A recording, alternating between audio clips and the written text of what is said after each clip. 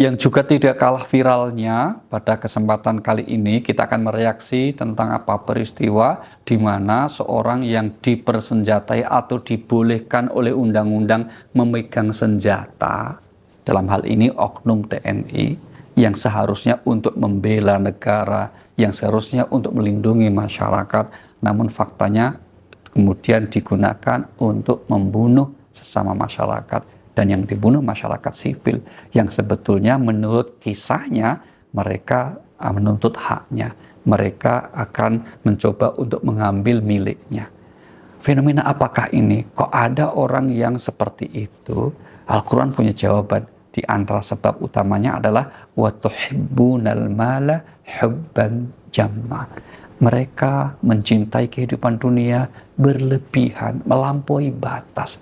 Sehingga ini mendorongnya untuk melakukan hal, melakukan segala cara, menghalalkan segala cara, bahkan seandainya harus membunuh seseorang.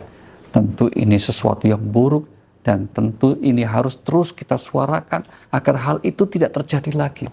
Karena mereka secara umum, bukan secara umum ya, memang faktanya digaji dari uang rakyat. Mereka kemudian seharusnya punya tupoksi, tugas pokok fungsinya untuk melindungi masyarakat. Tapi hanya gara-gara keinginan, keserakahan lebih tepatnya di kehidupan dunia terhadap harta benda dunia, sampai kemudian menutup mata hatinya, sampai kemudian tidak bisa menggunakan akal pikiran sehatnya. Dan inilah bahayanya manusia. Kenapa Al-Quran sampai mengisyaratkan ulaika kal an'am bal hum adhal. Mereka itu seperti binatang, bahkan lebih sesat. Karena kalau binatang itu umumnya kita tidak temukan ya, binatang misalnya sampai kemudian serakah begitu. Contoh ayam misalnya, nggak ada kan, ayam itu ngumpulin makanan-makanan itu, begitu lembur sampai malam, terus pagi hari nggak ada. Malah ayam itu ya sangat positif ya, sebegitu keluar optimis pasti rezeki dapat itu.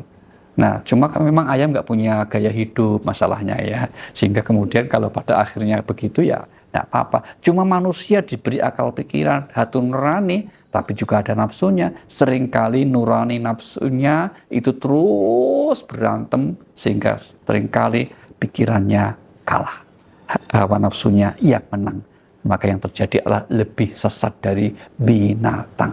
Na'udzubillahi min dzalik. Nah, peristiwa tersebut menjadi pelajaran penting bagi kita agar kiranya kalau kita ingin mendapatkan harta benda di kehidupan ini, ikutilah pesan agama, yaitu apa? Carilah dengan cara yang halal, karena yang terpenting dari semua itu adalah berkah.